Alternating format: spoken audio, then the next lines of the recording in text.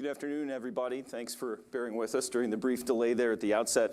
My name's Justin Logan. I direct the Defense and Foreign Policy Studies program here at Cato.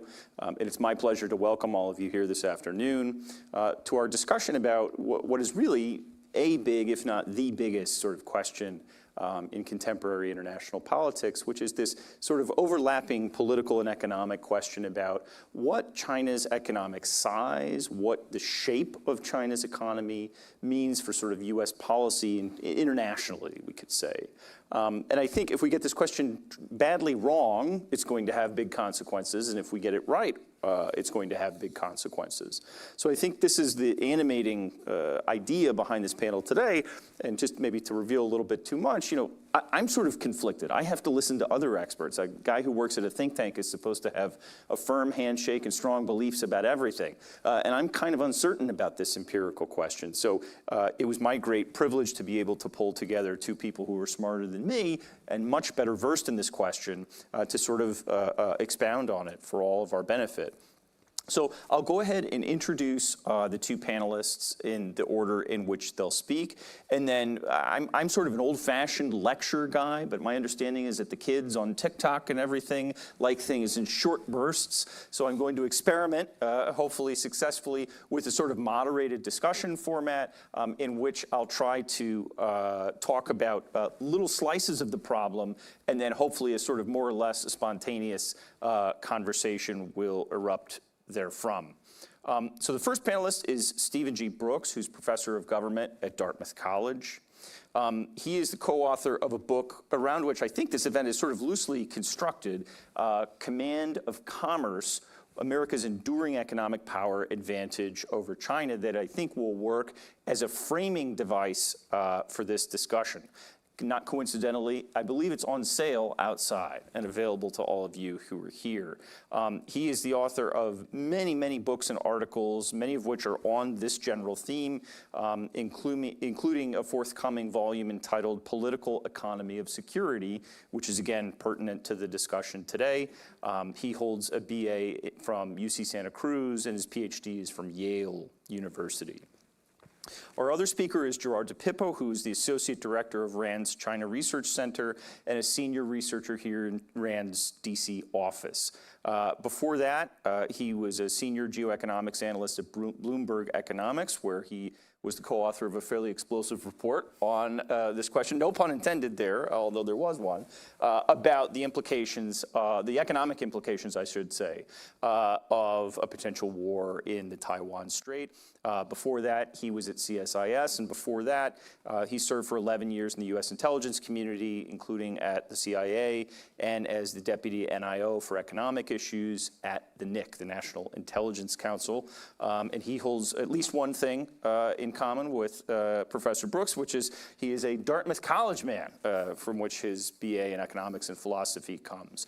So I think with that, I wanted to sort of kick things off by Steve using the book as a framing device. And it's an incredibly cruel thing to say, give us the book in 3 minutes. So I'm not going to do that. But this book that you co-authored takes on these sort of what you call two sort of widely held, if not conventional wisdoms, but beliefs about China's economy that you say are wrong. Yeah. And the first is that China's economy is approaching the size of America's economy. And the second is that something about China's economy gives it powerful leverage against the United States. What do these ideas get wrong in whatever, 2 minutes and 55 seconds? Go. So regarding the economic capacity of the U.S., I thought before I wrote this book that China had very significantly narrowed the gap. That's what I thought. I wrote that in a piece a couple of years ago with my co-author, Bill Wolfhorst. We said the gap had really narrowed in economic terms. But that's before I did this book. Now that I've done it, what I'd say is the gap is actually still really, really big. And just to give some quick things that I'll throw out there, we all know that China's GDP statistics are higher than reported. The real question is by how much for how long? And what we concluded is by a lot for a very long time. So our basic take is that China's GDP is actually 1/3 smaller than it's reported to be, which would mean that it's more like 50% the size of the United States instead of 2/3. Another example, everyone talks about China as a manufacturing superpower. Well, that's if you throw all manufacturing together, computer chips, chopsticks, toys, but we shouldn't do that. What we're most interested in is high-tech manufacturing. When you do that, what you see is, no, it's the United States that's the world manufacturing high-tech producer. The U.S. share is 29%, China's at 16%. But if you look at all manufacturing, as almost everyone seems to do, China's at 30% and we're at 16%. So you have to look at the right statistics. You have to look underneath the data to see what's truly going on. And the final thing I'd say is you really have to look at firms in terms of firms, what they make, who makes it, and where they make it. And what's not really well appreciated is a lot of China's economy is not actually Chinese. It's US and other Western corporations being based in China making things, It's other foreign companies like Foxconn, which is from Taiwan, making things for other foreign companies. And that's really the heart of a lot of China's, especially high-tech production. So in a peacetime situation, that's Chinese. But in a wartime situation, that production could be forced to leave. And therefore, that has really important geopolitical consequences. So over and over, we basically found that the data revealed China to be much less capable than it actually is. On the leverage point, especially after the trade war, there's this view that kind of we have economic weapons, China has economic weapons, and the best that we can hope is to kind of fight them to a draw. And what we found is not the way the last trade war was fought, but if the US and its allies were to cut off China multilaterally, then the damage to China would be very, very significant. At a minimum, if just the US and its allies were to cut off China, the damage to China would be roughly 5 to 7 times more than the damage to the United States. And if the US was to do a distant naval blockade, in which all countries were prevented from trading with China, then the damage to China would be more like 7 to 11 times more than the damage to the United States. So the point is, the US does have the capacity to impose disproportionate harm on China. However, not if it cuts off China unilaterally. What our book also found, 8 months before this was tried by the administration, is if the US tries to cut off China by itself unilaterally, then we get hurt about as much as China, roughly 30% less. So you can't cut China off on your own, but if the US works with its allies, it does have the capacity to impose massive disproportionate harm on China. So therefore, the US has a lot more economic leverage in the end than China, but we haven't seen it play out that way, obviously. That was very well done, surprisingly compact there. And I'm already going to screw up my sort of framing of this discussion has already gone completely out the window after my first question. So I want to stick, but maybe this is going to work. Jordan, I wanted to ask you about this question because Steve and his co-author are getting at this quite, and look, we deal with things called the balance of power, which is a little bit murky itself, but this question of commercial capacity, right, plays a big role in their story. And they talk, as Steve mentioned in the opening question, about this question of multinational corporations, et cetera. So this question of the world's most valuable companies and the share of those companies that are in high-tech industries. And that definition of this question of commercial capacity, right, as a sort of economic weapon, again, does a lot of work in their story. Is the way that they measure it, because it's not revolutionary, but it is innovative, I would say, do you buy that that's the right way to conceptualize the sort of economic weapons that the notional two sides in this conflict would wield at one another? First, let me zoom out and say, at a high level, what are the reasons why the U.S. government might be concerned about China's economy, whether its size, its proficiency, power, et cetera? And I would say there are five quick reasons. The first, I call them 5 fears, right? So the first is fear of what it means for the U.S. economy. A lot of this is retrospective view about deindustrialization, whether you agree with that or not. That is a common view in D.C. Second is fear of dependence on China, including for things like supply chains, which would matter in a conflict. The third is fear of losing technological leadership. The fourth is fear of a type of systemic rivalry, which affect things like influence on standards in the technical sense, but also values in a broader sense.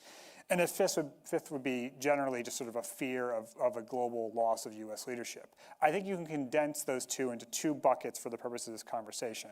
One is concerns about economic power for coercive purposes, which includes, but is not limited to, what a war would mean. It also means things like sanctions, export controls.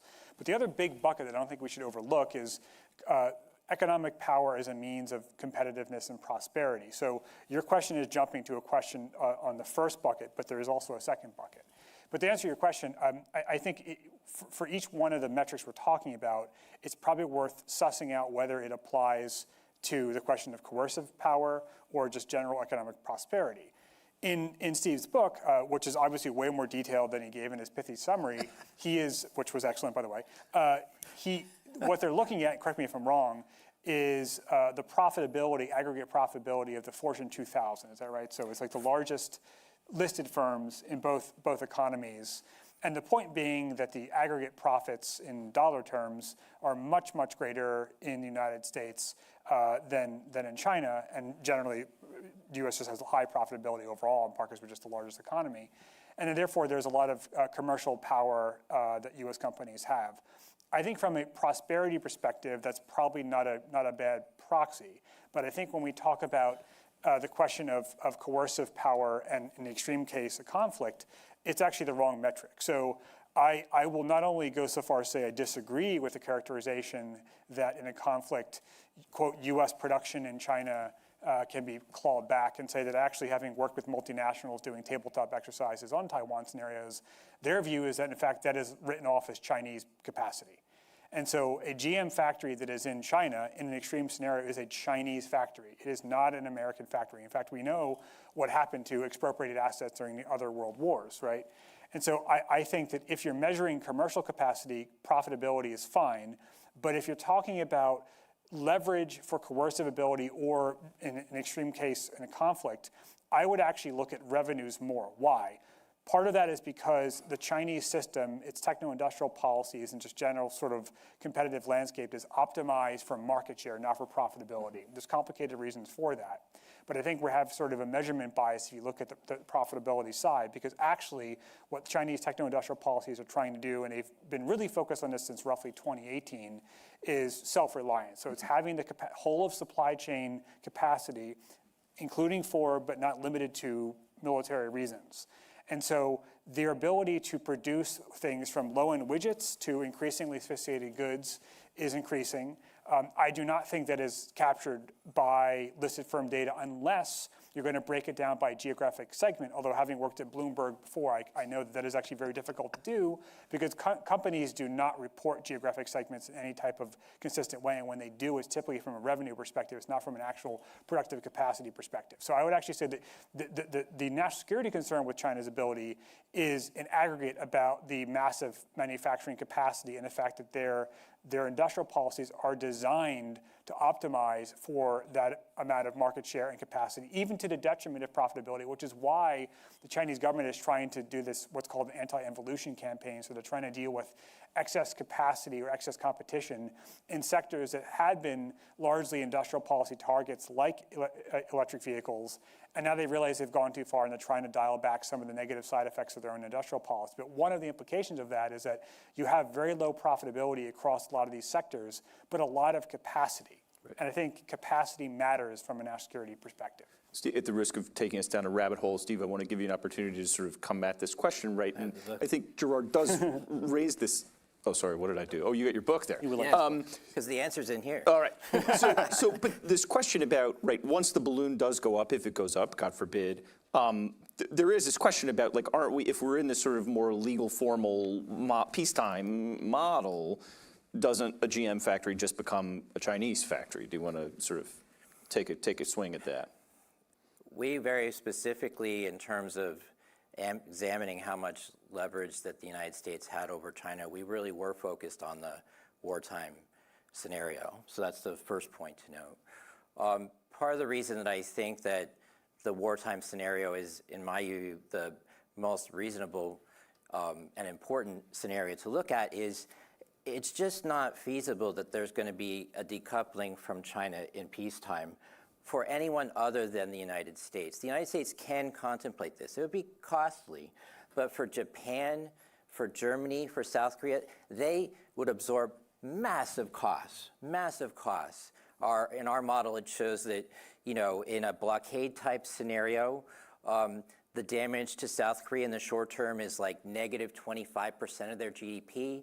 For Japan, it's negative 10%. So no Japanese prime minister, no leader of South Korea is going to sign on to that level of pain in peacetime. So realistically, you're talking about the U.S. perhaps decoupling from China in peacetime, or the U.S. and its allies and others decoupling from China generally in wartime.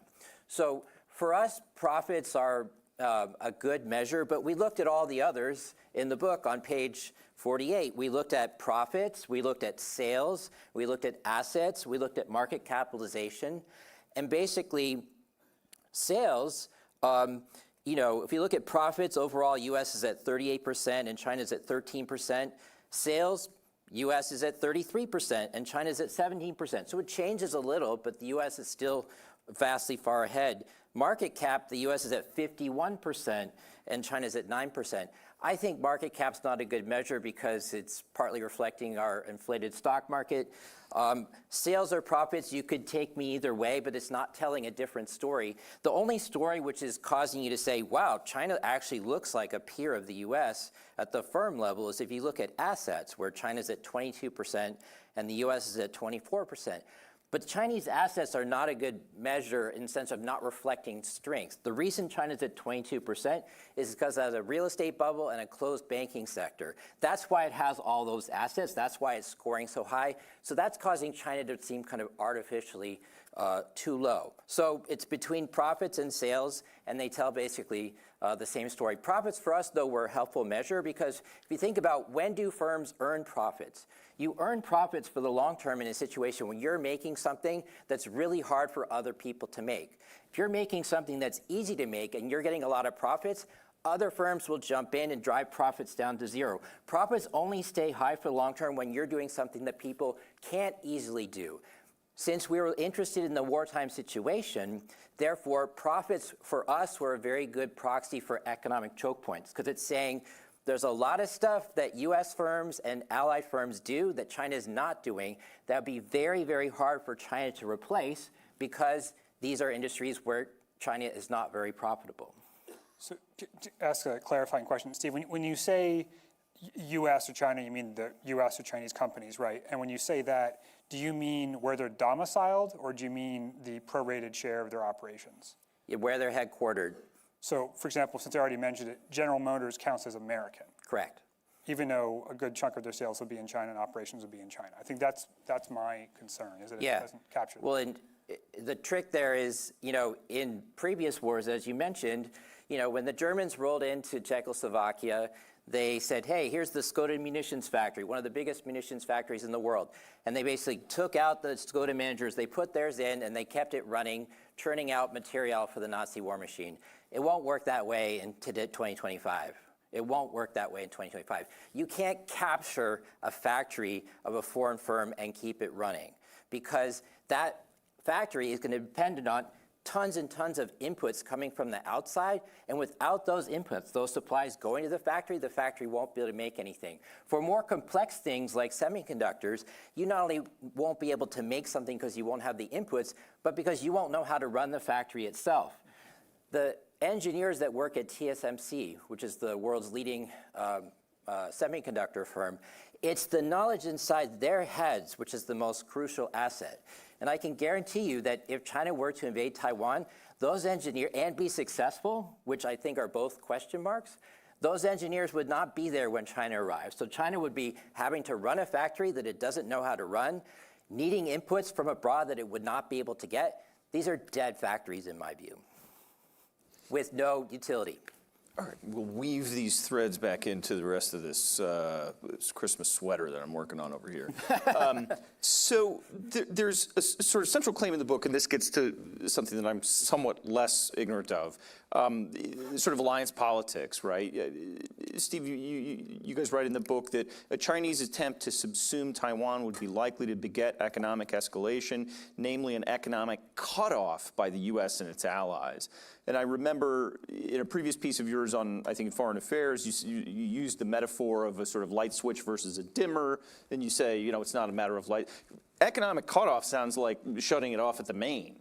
And I wanted to ask both of you sort of, and you get into this in the book, and I think Gerard also had a paper on this question, right? But we're running experiments with coercion in some ways, using economic implements with Russia at present, and to a lesser extent, or a smaller extent anyway, with Iran. But I want to ask about the sort of alliance politics here, and maybe start with Gerard and then go to Steve.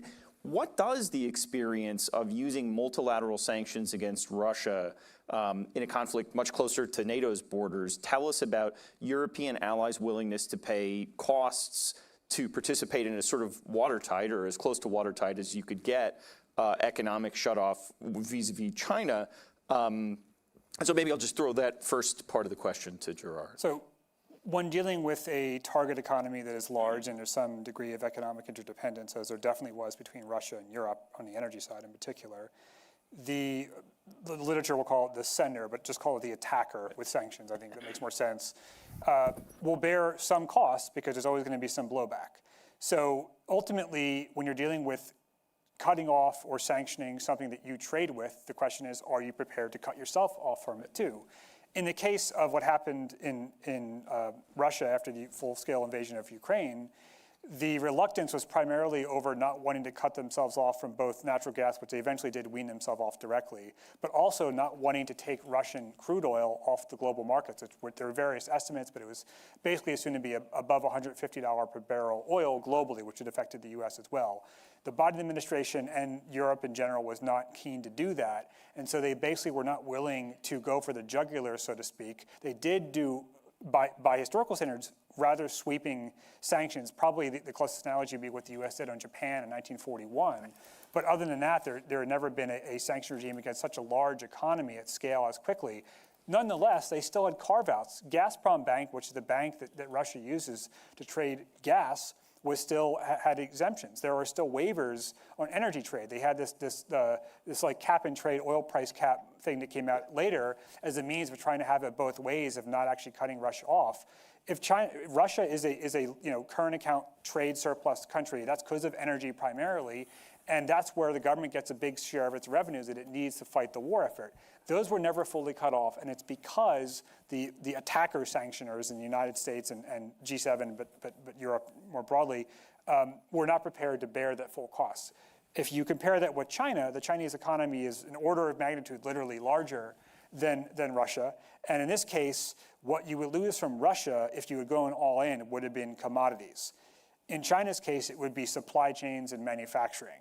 And it might be true that there are factories in China, like say, take the GM factory that doesn't have all the components if it went it alone, but I'm also certain that intermediate goods in the US would have a major problem if they didn't have access to Chinese markets. And so I think there's ultimately the political question of, are you prepared to go that far? And jumping ahead, my view is, just as a predictive matter, I find it unlikely that either the US or the EU would go all in on economic sanctions unless they were engaged militarily. If they were engaged militarily, then yes, I think they would. But to me, the economic sanctions question is subordinate to and downstream of the military question. Got it. Steve, do you want to take a bite at the sort of, again, we're intermingling politics and economics here, but what does the Russia experience tell us notionally, or doesn't it tell us notionally about US-China dust-up? Be happy to talk about that. Just want to say I agree with Gerard that in the absence of an actual military conflict, I do not see it as being in any way likely that the United States or Europe or Japan would bear the costs of a cutoff with China. So we're really talking about, would they be willing to do it in wartime? And I think it's reasonable to place a question mark over that also. I think that a fair number of US allies probably would be like, yeah, let's cut off China. I think a fair number would be like, hey, I'm not so keen about that. So there would be the need for the US to be bargaining with them, perhaps using coercive leverage with them. But that's another reason why we modeled the distant naval blockade in the scenario, because that is a mechanism by which the US can essentially create a fait accompli and prevent allies and non-allies from trading with China, whether they like it or not. So it'd be very important to kind of have this as a policy tool that the United States can have, the implementation of a blockade, in part because if it's the case that many allies are not willing to go along, this is what you would have to probably do to make them go along. And let me ask you then, to get further out of order here, my notes are a mess. We've all seen the video, or the rather charts of, Italian trade flows to Kazakhstan before and after the war. Lo and behold, they quintupled. What could ever explain this? Yes. Is there a role, and we're talking about, I think the book makes the argument that, the United States is going to bring along not just Asian allies, but also the EU notionally, yeah. Great Britain, et cetera. Isn't there an extraordinarily powerful economic logic to there being lots of Kazakhstans all over the place that are mysteriously manifesting crucial components in supply chains. We don't know where they came from. There's an enforcement question here that's enormous, and you talk about in the book, that this would need to be resourced, et cetera, but from a sort of zoomed out, it just looks to me like an enormously complicated, possibly prohibitively complicated enforcement problem, number one, with number two, extremely powerful economic incentives to become, if not Kazakhstan, India, or another analog to the current experience with Russia. A really important thing to understand is that when China makes what it makes, especially with respect to manufacturing, especially anything complex, there are tons and tons of foreign inputs into what it makes. Russia, on the other hand, as President Obama said, doesn't make anything.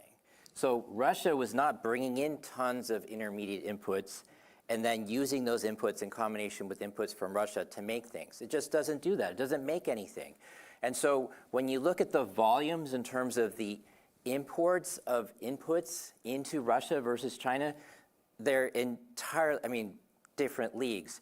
With things like electronic components, I think I remember incorrectly from the book that Russia, before the Ukraine war, was roughly importing about 4.5 billion, whereas China was importing in the same category 220 billion.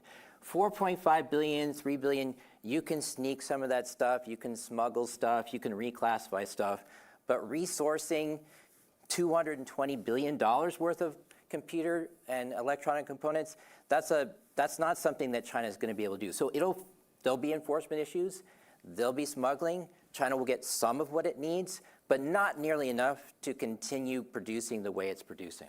So therefore, you cannot learn anything from the Russia experience about what a cutoff of China would occur. They are apples and oranges in the truest sense. I'm going to compare apples and oranges. So to your point, Justin, there's always leakage, right? So when you have sanctions and export controls, you need substantial enforcement capability to prevent any leakage. However, the amount of leakage directly from the EU into Russia is actually fairly small. There might be some critical components, but those examples of Italy to wherever, Georgia or whatever, are actually quite small. When I was at Bloomberg, my then colleague Alex Isakov and I quantified the composition of Russia's imports, but basically before the war started and then circa 2024 or so. Looking at the product level, so individual goods, and then actually trying to estimate transshipment through third countries. And if you factor all that in, basically the share of Russia's imports that were which is essentially manufactured imports because they don't make much, as Steve was saying, that were coming from China went from 25% to 60%.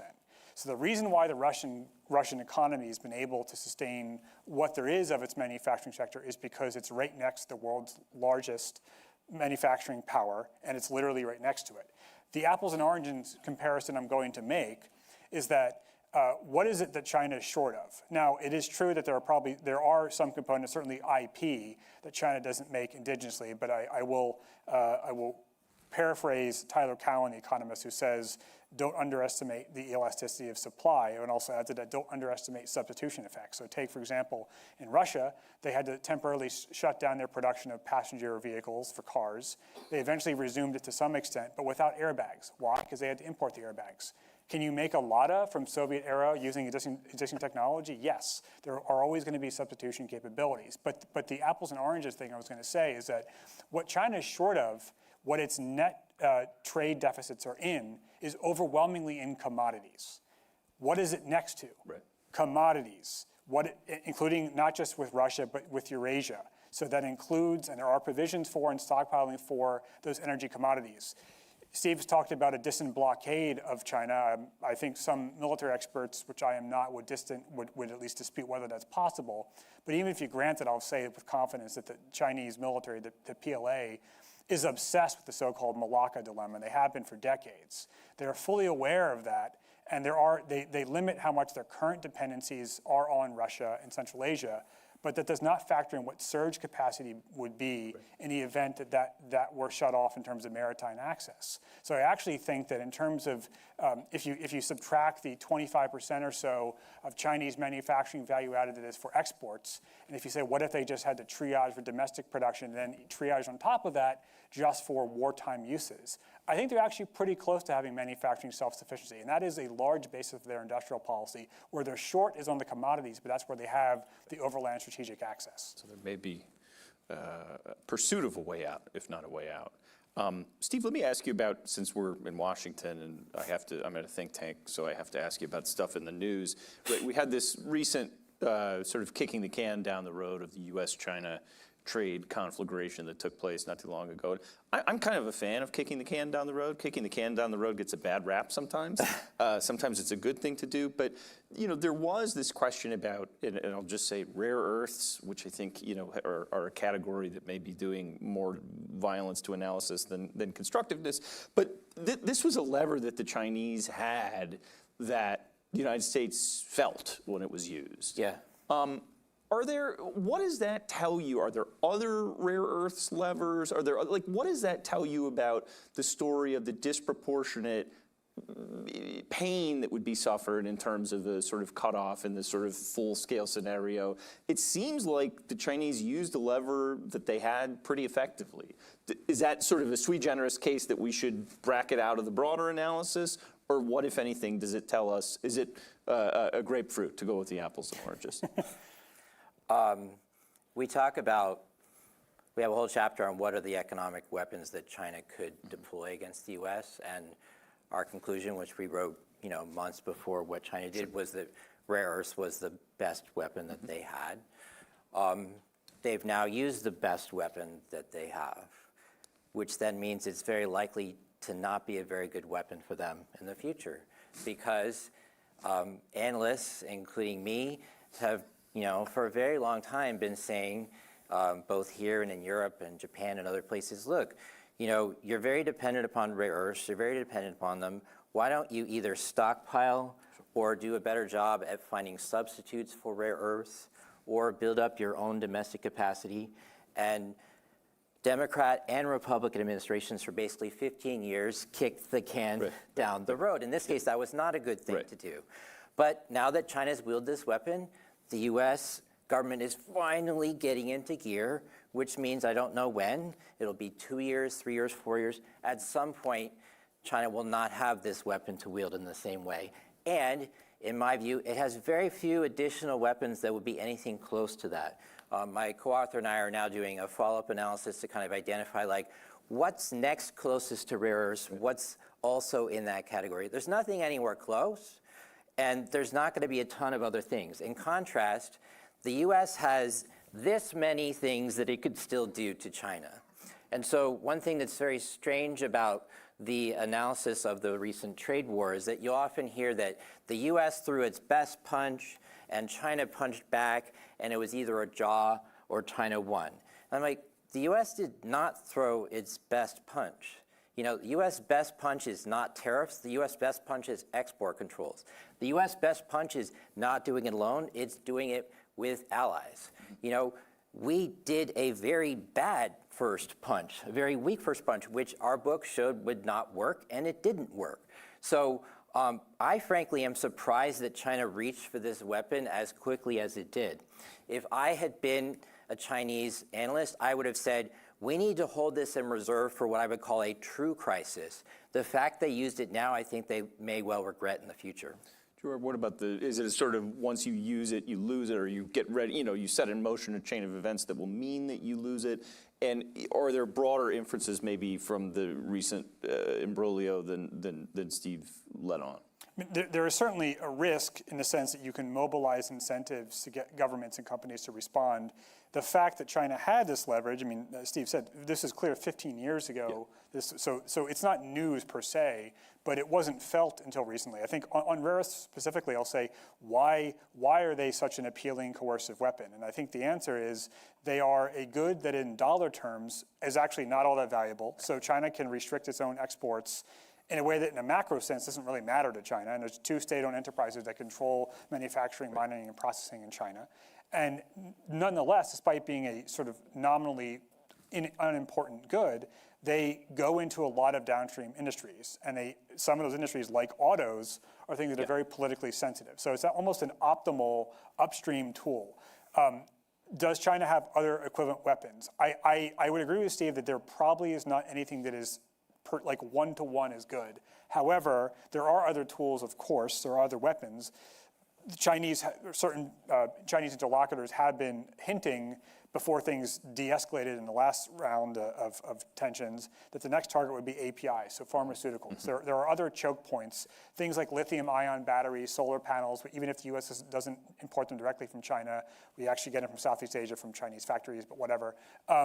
There are other things that China makes. In totality, they have a lot of leverage, but I think there's not one thing currently that is as appealing. I do worry that, I'm quite confident they are working and building capacities that would in part give them the potential to have leverage going forward. So one thing I would keep an eye on is so-called mature node semiconductors. So not the most advanced semiconductors where the US, at least from an IP perspective, has a chokehold. However, China does has a growing capacity in a lot of 14 nanometer and above of chips. So if you're, people talk a lot about TSMC, which makes the most advanced chips in Taiwan. There's also UMC, which is the forgotten second one, which makes the legacy chips. I think they should be terrified of what SMIC and other Chinese fabs are producing, because the Chinese are going to build capacity to flood the markets there. And that is something that if you can nurture enough dependency, maybe not with the United States, but maybe with Europe and elsewhere, those good things that could be weaponized. I'd also just say more broadly, in general, it's reasonable from an economic perspective to ask the question of who can impose the most hit points on the other under certain circumstances. But I wouldn't lose sight of the circumstance itself. Now that's complicated because there's an infinite set of circumstances under which these things could happen. So the trade war that we had or have with China currently is quite different than a scenario over Taiwan. Nonetheless, and under any scenario in the real world, there's going to be some type of political tolerance for pain that the country will have. And so, there's ultimately anything you talk about, whether it's war or all the way just down to whatever low-grade trade war, who's prepared to pay for it more? And when you talk about Taiwan in particular, China wants it really bad. The US, of course, wants to preserve the autonomy of Taiwan and wants to preserve the cross-strait status quo. But I think we can't discount that when we try to run our probabilistic models as to who's going to impose what pain on the other. And it doesn't follow that even if the US has a 3 or 4 to 1 hit to pain ratio, that then therefore they win, because they may not actually have the pain tolerance to match it. That actually leads in a better structure than I've been at heretofore to this question, and you hinted at it, and Gerard, we were talking a little bit about it when we were setting this event up, right? There's a sort of a prior question, I don't know if I'm begging the question right, but a question that's sort of being begged by this, raised, begged, whatever it is, which is like, where does military deterrence come from? Because I think, Steve, your book suggests that this weapon's really powerful. It's asymmetric. It hurts China a lot more than it hurts us. And I don't remember like a point in the book where it comes out and says, China should be deterred on the basis of this economic weapon, but it says it's a really powerful weapon and it's asymmetric. It hurts them more than it hurts us, which sort of does raise this question of the military deterrence. And Gerard, you just brought up this sort of maybe asymmetry of interest where the Chinese have been for decades kind of in a different headspace about Taiwan than certainly American policymakers have been. And so it raises this question, sort of bringing the politics back in, to this question. We have a world of sort of increasingly scarce resources in the United States, $38 trillion in debt, $2 trillion a year in budget deficits, and all sorts of problems to fix, all sorts of reasons to believe that those problems are not going to be buttoned up anytime soon, having a lot to do with politics. And so how should we think about the balance or the interaction of economic weapons or economic tools of power, maybe to make it a little less combative, and military ones? If we're thinking about trying to deter China from doing something that it seems increasingly to be inclined to think about doing, if not sort of Davidson window stuff, but just sort of, the balance of power has shifted and their appetite has perhaps grown. How do we think about the sources of military deterrence? Can this economic weapon be a large, if not decisive, variable influencing China's decision-making? So I'll pull on a thread for something you said earlier that I don't answer the question directly. The thread is, you talk about world of finite resources, which is true, of course, but I would remind people that China lives in that world as well. I would say actually the long-term fiscal picture in China is substantially worse than the United States, so let's not lose sight of that. But that's a whole other topic. Yes. On the question of where does military power come in? So the universe of scenarios in which the U.S. could or has used some type of coercive economic power is much bigger than scenarios under which we use military power, right? In the case of China, we've already used some of those coercive tools, or offensive, whatever you want to call them, tariffs, export control, sanctions, and there was no military threat to speak of there. When we talk about the military deterrence, I think like 90% of what we're talking about has to do with Taiwan. Now, there are other scenarios, the South China Sea or the Senkakus. Those, to me, are less likely, and if they did happen, they're far less likely to escalate than a scenario over Taiwan would be. The interaction there, and this is part of why I've said it in a paper at CSIS that economic deterrence is no substitute for military deterrence, is that in the Taiwan case, in the China case, if Beijing, if Xi Jinping as chairman of the Central Military Commission is debating rolling the dice in whatever sense with Taiwan, there will be economic assumptions built into that. In fact, we know that Putin did that as well with his invasion of Russia. Yeah. Well, actually, one thing with Putin is that, as far as I can tell, the Russian central bank had forecasted a worse macro shock than actually happened. Nonetheless, Putin rolled the dice. Why? Because his military assumptions were that the war was going to be a cakewalk, that he'd win in 2 weeks, and then therefore the shock, you could bear it for a quarter or whatever, then the West would have a fait accompli, and they would relent. I do not think China is going to take any military action that would put substantial risk of U.S. military intervention without being confident there's a good chance that they will succeed, which means that if you sort of are talking about the scenario, you almost, if China decides to go, you've already assumed that they think they're going to probably win, and the economics are going to be secondary. So to me, where does the military deterrence come from? Well, obviously it comes from military capabilities, but it also comes from credibility. A lot of that is political. So the U.S. does have military capabilities we could have used against Russia. We have not used them. So it's a more holistic sense of who wants it more, what is the posture, what are the capabilities. I'll let the military experts debate the trajectory of those military capabilities. There are different views on that. But that there is a broader political context than just the economics of what we're discussing. Steve, how does the economic weapon fit into a broader story about deterring China? So the second half of the book is about establishing that the U.S. has this economic weapon. So you would probably think that I would be someone who'd say, oh, this economic weapon is going to kind of solve everything, and that's not my view. I think deterrence is very, very hard, and using economic tools for deterrence is especially fraught. However, what I would say is the use of a cutoff vis-a-vis China is only to deter, is not the only reason that you would think about using an economic cutoff. There are other reasons why you think about doing it. So you would use it to perhaps try to deter, but if that fails, and you end up in a conflict, you would still want to cut off China as a strategy of attrition to make them as weak as possible as a means of potentially being more likely to win the war. If the war is not won, you would still likely want to engage in an economic cutoff of China as a means of punishment, merely to say, we have a norm which says you don't, take territory that's not yours through force. You violated that norm. You will be punished.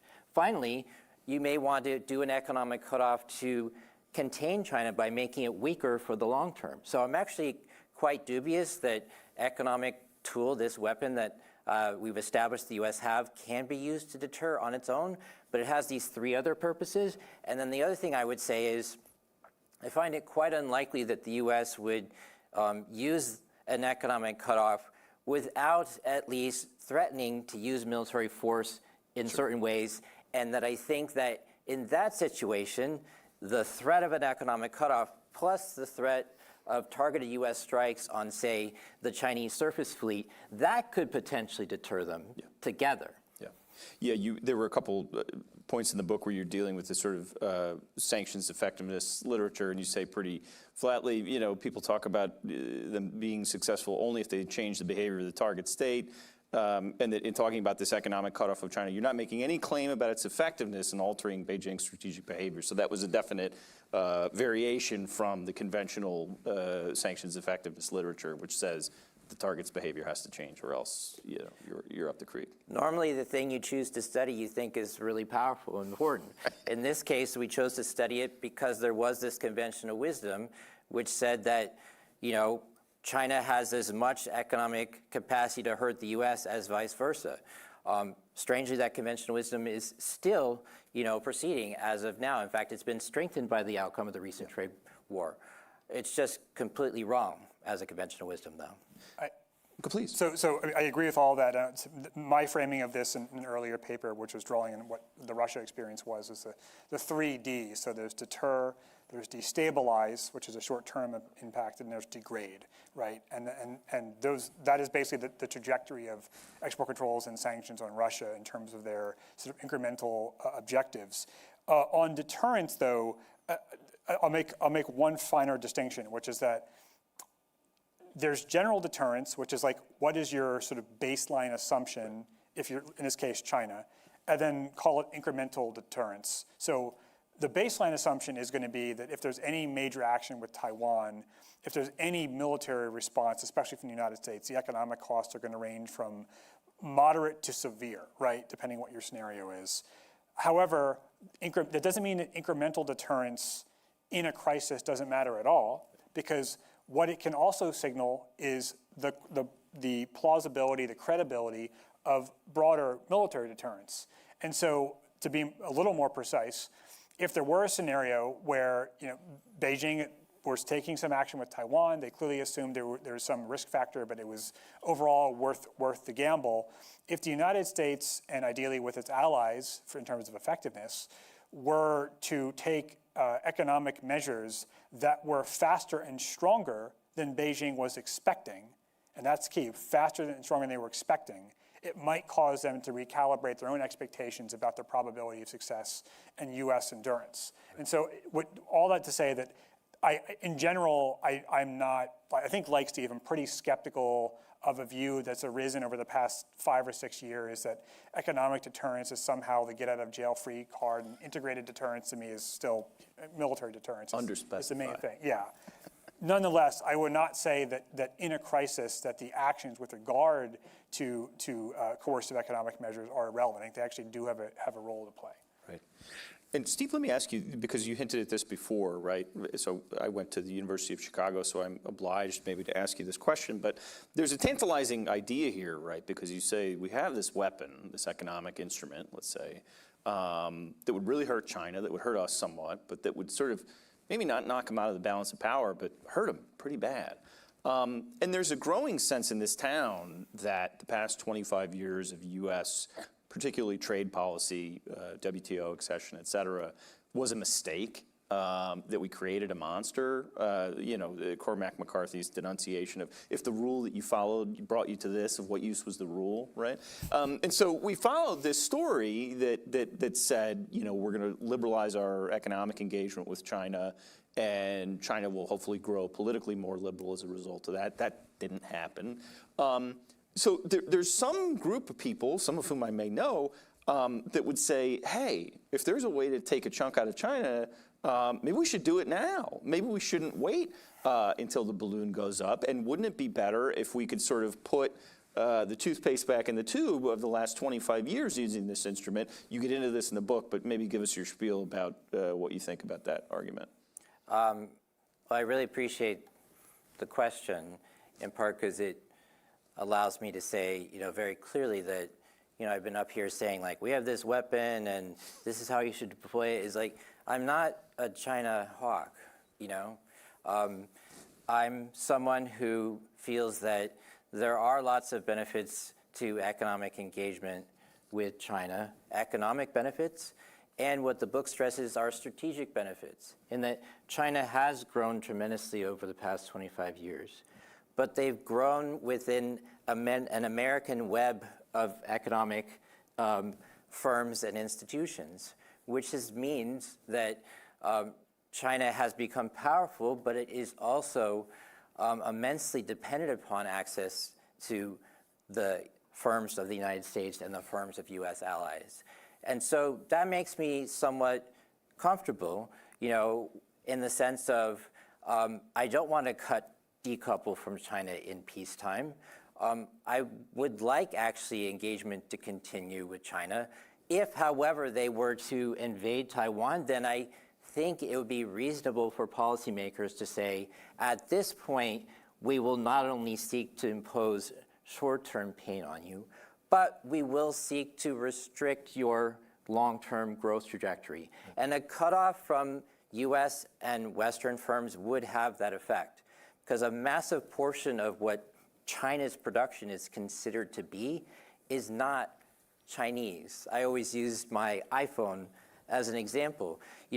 This iPhone 14, I bought it like 2 years ago for $1,000. When I paid that $1,000, 600 of my dollars went to Apple as profit. The remaining $400 are the cost of the parts and components in the phone.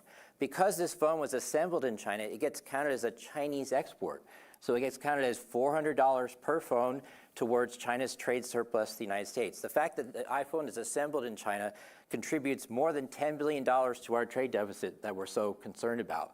But really what's of interest here is which firms actually contributed to the $400 of parts and components. And so we look into this, and the answer is 32% of the parts and components in this phone are from the United States. 25% of the parts and components of this phone are from South Korea. 12% of the parts and components of this phone are from Japan. 7% of the parts and components in this phone are from Taiwan. And 3.8% of the parts and components of this phone are from China. This is not a Chinese phone. This is not something that it controls, but it is counted as having control over it, and it is counted as being Chinese. And the point is, if we got to the position of a war in which the United States leaders have decided we want to make sure that China is as weak as possible in the short term and the long term, because a lot of China's production is not Chinese, it could be removed, and it would have a devastating effect on their long-term growth trajectory. China's economy is modeled on being one in which they bring inputs in, add things to that, and then send it out. If they can't bring these inputs in, and or if the firms that are bringing the inputs in are not there, China's economy, its entire economic model would collapse. But it's too late to do that now. It's too late, and I actually wouldn't have advised it, even looking back through history, in the sense of I think mistakes have been made in terms of being too casual about letting China have access to certain kinds of technologies that have very specific military applications. I think there was too much of a rush by firms to base production in China, which is something they regret now. I mean, 100% of iPhones 5 years ago were assembled in China. That not only does not make strategic sense, but it makes no economic sense, because if there's a thing, say a pandemic, which prevents you from having access to China, you have nothing to fall back on. So firms should not have doubled down as much in China. We kind of got over-invested in it. But the answer is not to cut it off. The answer is to shape it in ways which minimize the greatest dangers to us, but keep the economic interchange going in peacetime. As a real-world counterfactual or comparison to the iPhone example, I would cite the Huawei Mate Pro. So of course, an American company is going to, a lot of the value in that is actually IP. So we say, made in China, designed in California, whatever it says on an iPhone. In 2019, the United States added Huawei to the entity list, and through a series of successive efforts has been trying to essentially cut off Huawei, which is arguably the leading telecom equipment manufacturer in China, from foreign inputs, including semiconductors. their external market share for, or say export market share for handsets, for cell phones, collapsed. Their domestic market share did not. Part of that was due to a patriotic response, but also because there was substitution effects. And by and large, Huawei is still ticking. I was at the Huawei flagship store in Shenzhen in July. They have some really cool stuff, and it's not American components by and large. So I always would say just don't lose sight of what substitution effects can achieve. And just like this is like a more high-tech version of the Russian car without the without the airbags, what is the second or third best option? And does it mean you can still produce that thing? In the case of Huawei, the answer was yes, it could. Right. And so does it hurt Huawei's overseas sales, which is sort of the micro analogy to the macro point he's making? Yeah, it definitely did. But in that case, if any scenario under which the US would be taking measures that would be so disruptive as to risk the totality of Chinese exports, we're surely talking about a more extreme scenario that is probably involving kinetic actions. There's probably physical disruptions anyway. So one thing we haven't mentioned, and I loathe to keep going back to the conflict scenario, but I think part of it is that Steve and I both agree that we only get to the extreme economic measures is something like that, is how much damage would be incurred by China just because of the military action itself, without even getting to the sort of knock-on effects of tariffs or export controls or sanctions. And also in general, I just want to say as a broader point, the vast majority of U.S. economic policy towards China is not directly related to war planning, right? So we keep going back to this scenario.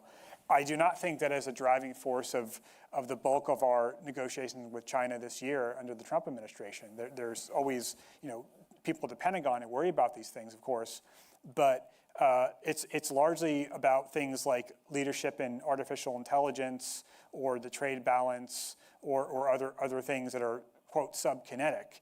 And so that is the real world we're living in, and one in which the competitive domain is something that a lot of American and Western firms are already worried, like with AI, like with biotech, areas where China is making pretty impressive gains, or Chinese firms are. And I would caution against trying to drive by looking through the rearview mirror, because I cite the examples of AI and biotech, because if you look at, say, OECD trade and value-added data, which now goes through 2022, it does not capture that, because those things were not salient. AI was not really a thing, and China's first-in-class lead in new biotech drugs was not a thing until about 18 months ago or so. And so basically the situation is not static, it's quite dynamic, and those commercial concerns, which may have military applications, are, I think, primarily what's driving the bulk of US economic policy with regard to China. It's not just war planning. This is great. I could keep bogarting the stage here myself and asking more questions of my own, but we'll be somewhat democratic here and include everybody. We're taking questions both from online and you people here in the meet space with us. Online, ask the question wherever you're watching. And there's, for the people who are here, there's a microphone that'll come around. Please speak clearly and directly into the microphone. Ask a really intelligent question, and identify yourself when you do so. So let's start. I haven't looked at these yet. Let's start with somebody here in the audience. There's a gentleman in a white shirt that I see right there, or whitish. Maybe, yes, that's you. Yeah, sorry, I can't see that far. Thank you so much for this very insightful conversation. My name is Ali, and I have been involved with US-China topics since my bachelor's and master's studies. So my question, as Mr. Steve mentioned, was on the commodity. Since we have already know the axiomatic part of China's industry is that they are actually more in commodity than lacking in commodity, because they also have deflation rather than inflation. So I was asking, how does that pertain to US-China trade disputes, and how would United States leverage on that part? Thank you. Is the question clear? So you said commodities? Yeah, so as I heard in the lecture, the Mr. Steve mentioned the lack of commodity in China's industrial policy. Did I hear it right, or? You could think of China's external vulnerabilities as being three broad buckets, all of which are trying to address to varying degrees of success with their techno-industrial and financial policies. The first, which we've talked about mainly here, is technological and manufacturing industrial dependencies. So semiconductors are the things they're applying, quote, extraordinary measures to, but there are other things like critical software or jet engines and other things that they're afraid of being cut off from, or the U.S. has threatened or has actually used export controls of late in 2 rounds ago in the trade war. The second bucket is commodities, which is that China, which by that I mean primarily energy, but also and minerals, but then to a lesser extent food. Those are the things where China has in those specific goods, a very clear deficit in trade because it has to import those things. How does it try to address its reliance on those things? Part of that is by stockpiling. Part of it is also by developing alternatives. So why is China pushing electric vehicles and green tech? Why are most cars in China now electric vehicles?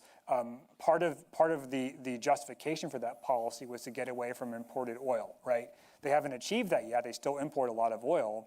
But the idea is that if by having indigenous production of energy and things that would sort of replace commodities, they can get away from that dependency. And the third bucket, which we haven't really talked about at all, but actually Steve's book does talk about, is financial, which is China's reliance on essentially the dollar for international finance and trade.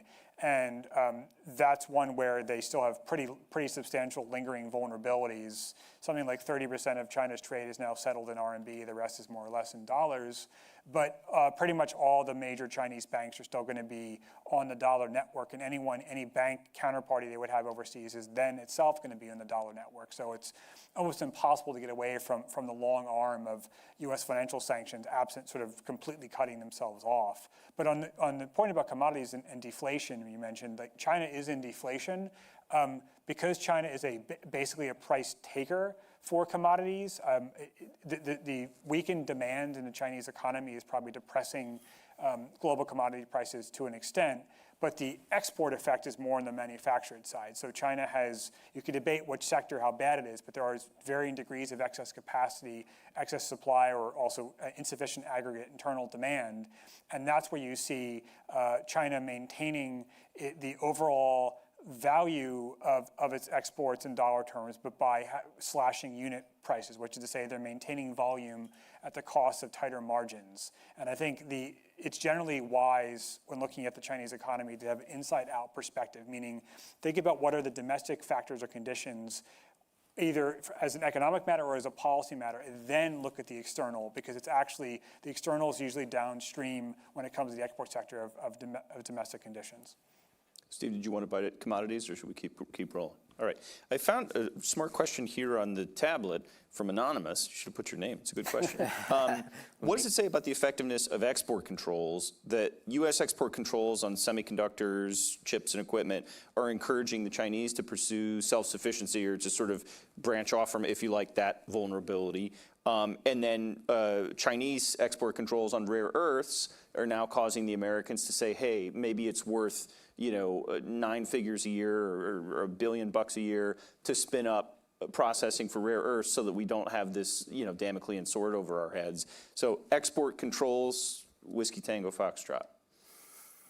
So I think the point there would be that,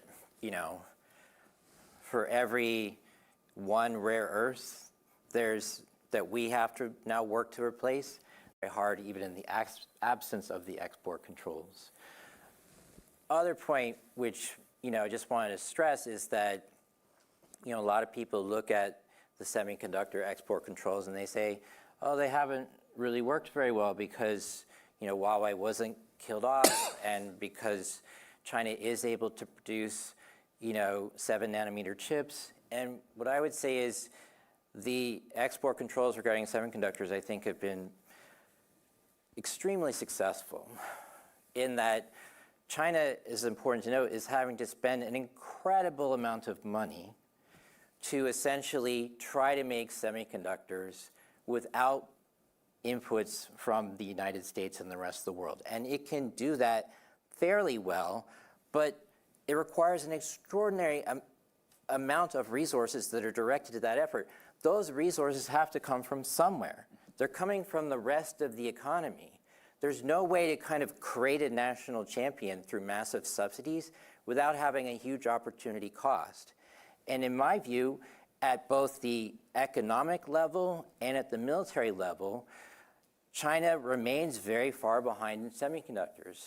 You know, its best chip that it can make is roughly one that TSMC would have made 5 or 6 years ago. That's the kind of chip that's going into the Huawei phone. I'm not sure, you know, outside of the developing world, if there are going to be too many people that want to buy phones that have 5 or 6-year-old chips. If you want to be doing the most advanced AI work, if you want to be doing the most advanced work in terms of using semiconductors in military applications, you don't want 5 or 6 years old worth stuff. You want the best stuff. And so, yes, China is able to make chips despite the export controls, but with a huge opportunity cost, and the chips themselves are not at the top level. And this is also important to note, because China does not have access to the best lithography machines, they're having to use an older kind to make their best chips they can make. Those older machines are not as efficient, they're not as good. And so 80% of those 5-year-old chips that China makes have to be thrown out. It's incredibly successful, you know, this policy, but oftentimes you'll hear in DC and other places that it hasn't worked. When you look underneath the surface, you can see that it has. There's also always leakage, right? So part of the issue with the export controls is that they have not completely stopped smuggling of chips coming from TSMC, which will occasionally admit to errors and saying we didn't know about it. But some of those NVIDIA and TSMC chips are still getting through, and I definitely agree with Steve that lithography is, I think, the consensus of the choke point that the U.S. and its broader network has, that China is still struggling to automate with photonics or other things. You will quite often in social media see claims that are unsupported from Huawei and other companies about breakthroughs they've made, but it's always hard to verify whether that's actually true. I think more broadly with export controls, there is a trade-off, right? Which is that you take an action, you expect a reaction. In the case of semiconductors, the two biggest actions the U.S. took were going after Huawei with the entity list in 2019, but then also the export controls in semiconductors in 2022. Steve is right in that Chinese industrial policy had already been pursuing indigenization of chips before that. However, it went into overdrive, and I think the key difference circa 2019 or 2020 is that U.S. actions convinced private Chinese firms and localities, and the Chinese government is highly decentralized, that what the center was saying about the need to indigenize semiconductors was actually a crucial objective. In other words, they would have been happy to continue to buy the superior Western or Taiwanese or US chips, but then the US basically gave a narrative push to forced import substitution. The temporal trade-off there is, do I think that China is throwing more resources into indigenization of semiconductors than it would have in a counterfactual where we did not use as export control? I think the answer is definitely yes. Are they further ahead in their indigenization because of that? Probably. How long will the U.S. lead or gap persist? I don't actually know. Some people seem to think that the lead in lithography is quite substantial, maybe a decade or more, in which case you could say that is an enduring tool. But I would contrast it with other things like rare earths on the U.S. side. The U.S. government might say we can replace these in 2 years. Maybe that's optimistic, but certainly in 5 years, if we have the right industrial policy, that's possible. That means that when you make a decision to use the weapon, so to speak, the clock starts on your ability to keep using it. And so I think you're seeing that in both directions. Yeah, that's a great point. There were more over here. Let's switch it and go over here, and then I'll come back to this side. Just wait for the microphone, please. Hi, so this is more specifically about critical minerals, but I had a question about, is there any way or is it possible to increase our leverage with critical minerals or decrease China's leverage in any way by being more domestically focused, such as through subsidies or more streamlined appeal processes for mining projects rather than being focused on external economic tools? There's a lot that we could do. And that many analysts have said we should have done, but as was noted earlier, it just never broke through to the highest level of the U.S. government as something that actually should be done. It's now broken through for rare earths, but there are other areas where you should look at anything that is being imported that China might weaponize and ask yourself, how hard would it be for me to make this thing domestically? How much capacity do my allies have, and how much surge capacity do they have? How necessary is this mineral or resource? Is it something that must be used in the production of this, or is it kind of best to use it, and there are substitutes that you can do? For any mineral, those sorts of questions would have to be asked. And if the answer is it's going to take a very long time to surge production, and there aren't substitutes either, then the US and its allies would be wise to invest in it. Key here is, I say, the US and its allies.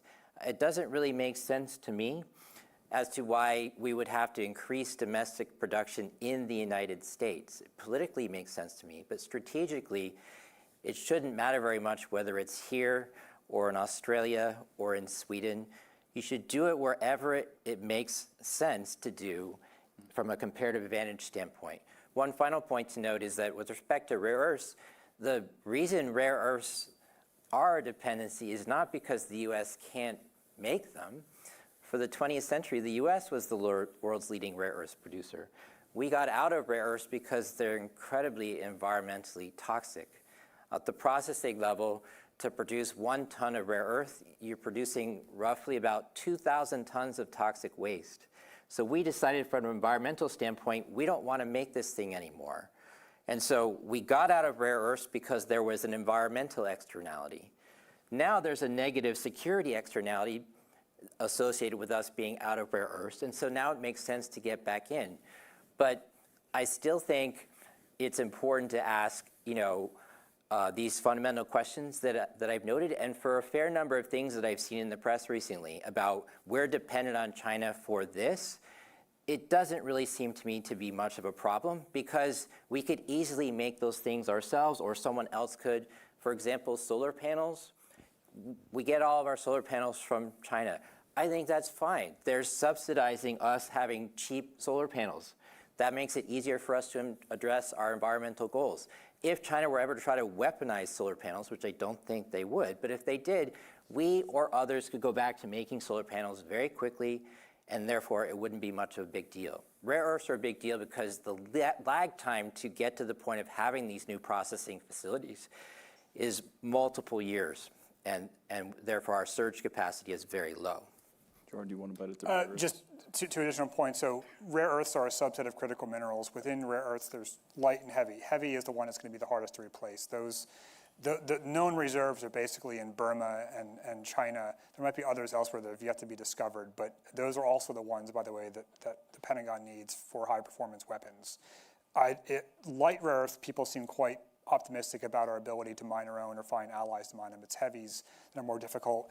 The Trump administration, much to its credit, is already signing a bunch of MOUs with partners, including Australia and Japan and some others. And so I think there is a recognition that you need to have a multilateral perspective here.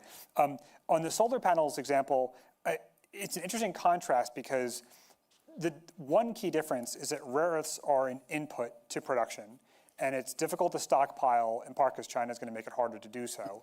And so if we're cut off, but we need those, then those production lines go offline. Solar panels are not things you need to replace every year or every few years. And so that's something that if we were cut off, the ability to weather it would be stronger. But I would throw in a giant caveat, which is that the ability for the US and its allies to replace the production, at least the cost effectiveness of solar panels, which you eventually would have to do if cut off, that's going to be very difficult. And so think of it as like if in a world in which the US were flooded with indirectly or directly Chinese solar panels, and then they cut us off, it's not an immediate problem, but it becomes a massive 5-year problem, and one that you need a massive policy to address that I think would actually be far more expensive than what's being discussed with rare earths, which are actually, in dollar terms, not that expensive. let me just burnish my libertarian credential here by endorsing violently. Steve's sort of tacit, well, not tacit, elucidation of, industrial policy opens up a whole panoply of opportunities for actors to come in and say, actually, my thing is the dagger pointed at the throat of the American economy, and I need a huge subsidy. And so I think that was a very well taken point at the Cato Institute. I'll go. I believe it. I say it at other places besides Cato. I'll go to Evan Sankey there back on and then I'll come down to you, sir. Hi, my name is Evan. Justin's my boss. I work as a policy analyst in the Foreign and Defense Policy Studies Better be Department.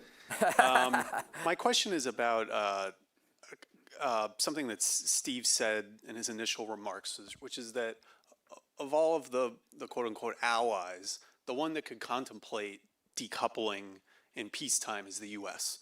And I think you mentioned that South Korea or Japan would face massive GDP damage, 25%, 10%.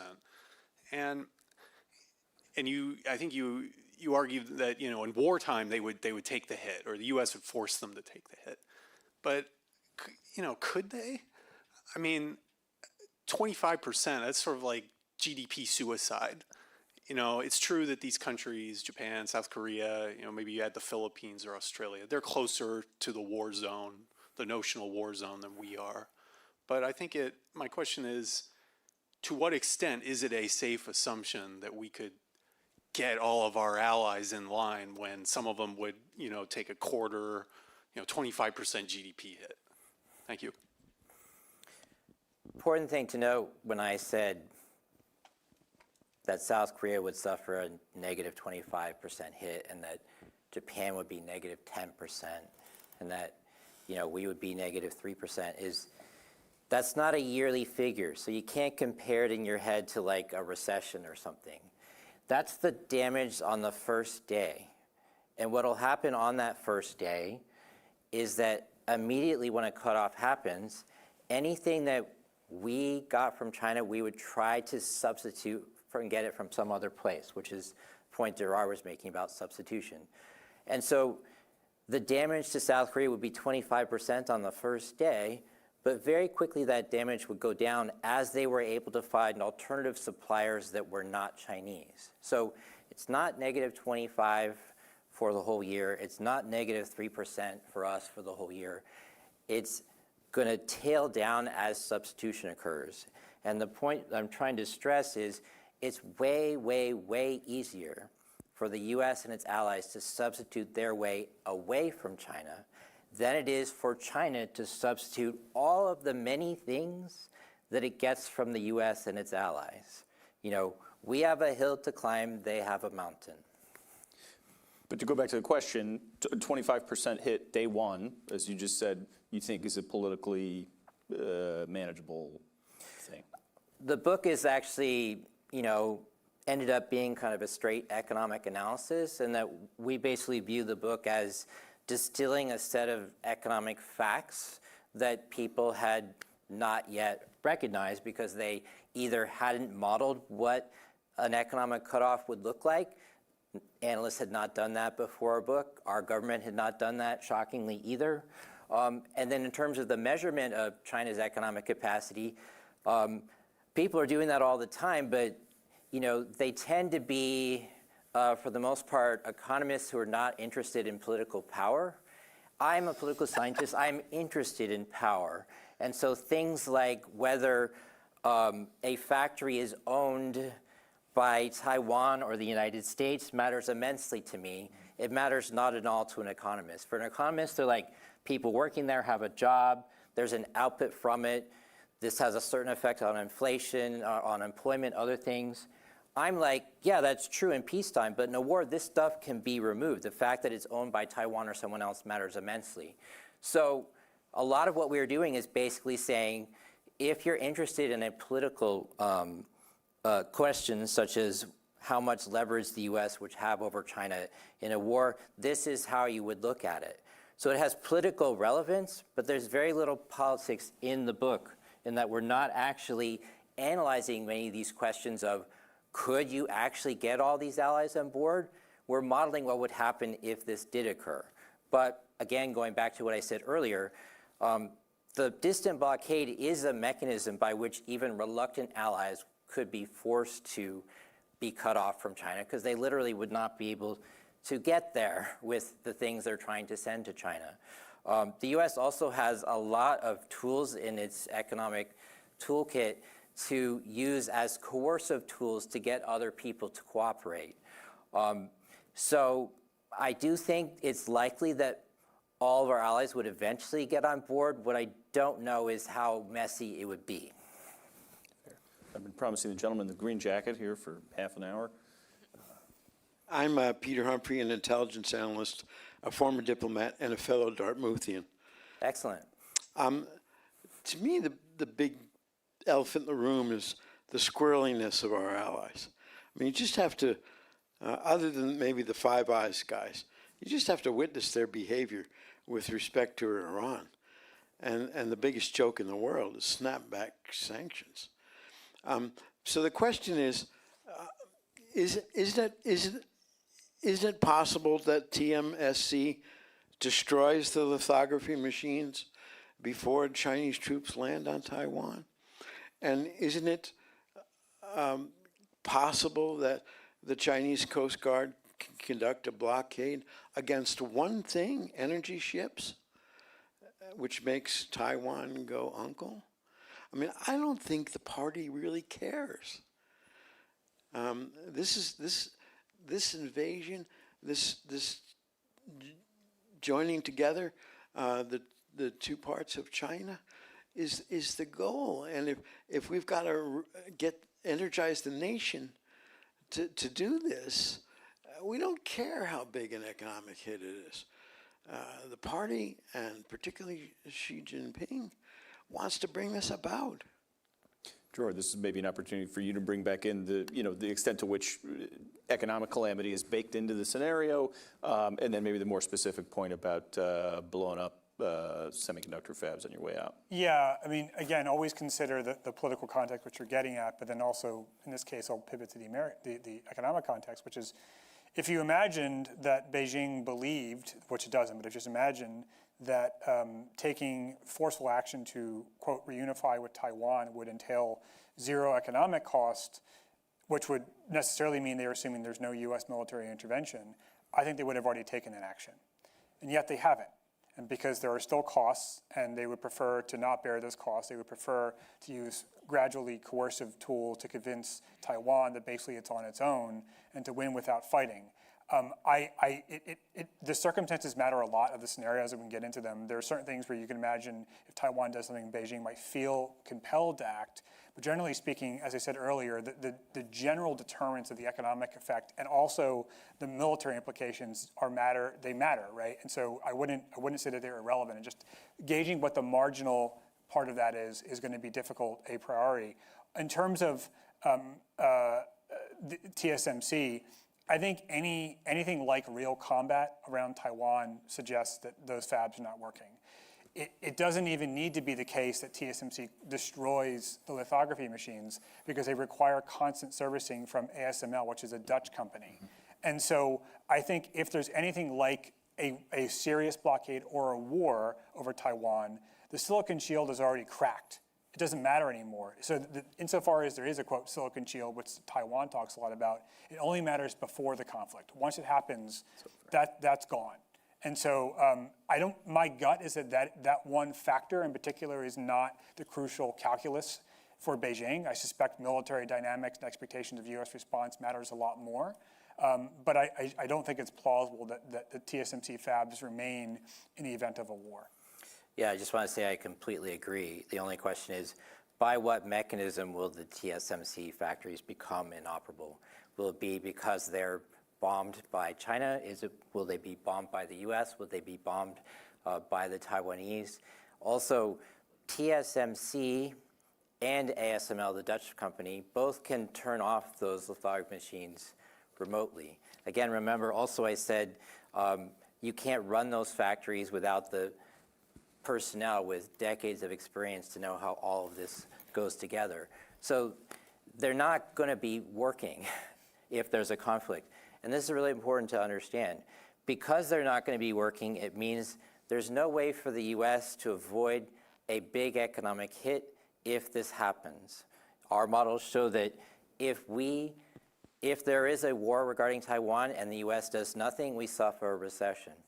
If we engage in tariffs and a cutoff of China, we also engage in recession, slightly more painful. But in this case, you would at least be doing things that would be imposing harm on China, which would either be useful in the short term in terms of winning the war, or be potentially useful over the long term, either as a form of punishment or as a form of containment. So we can't escape this. Therefore, we really should do our best to make sure this doesn't happen. Right.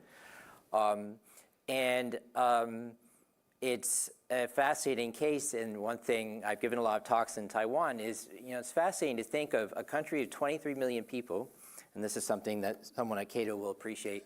A country of 23 million people produces 4.4% of overall world high technology profits. China, a country of 1.4 billion, produces 6.1% of high technology profits. That just shows that if you get the right institutions, you're democratic, you protect private property, you allow entrepreneurs to be able to do what they do without fear, you can do incredible things. Taiwan is amazingly capable in terms of what it's been able to do. That's been good for Taiwan. However, it does mean that the rest of the world essentially is dependent upon Taiwan. And here what's important to note, and this goes to the question about minerals, is our ability to surge production in advanced chips is very low because these fabs are 4 or 5 years to make. So even if the Taiwanese engineers are flown out of Taiwan, as they expect they would, and even if we say we're going to make these production facilities available in the United States and other places, it's years before this would come online. So you really do not want this war over Taiwan to happen. It will cause great economic calamity for the United States. That's maybe the best note on which to conclude. We all hope that this is a moot faculty lounge debating point and never comes into the real world.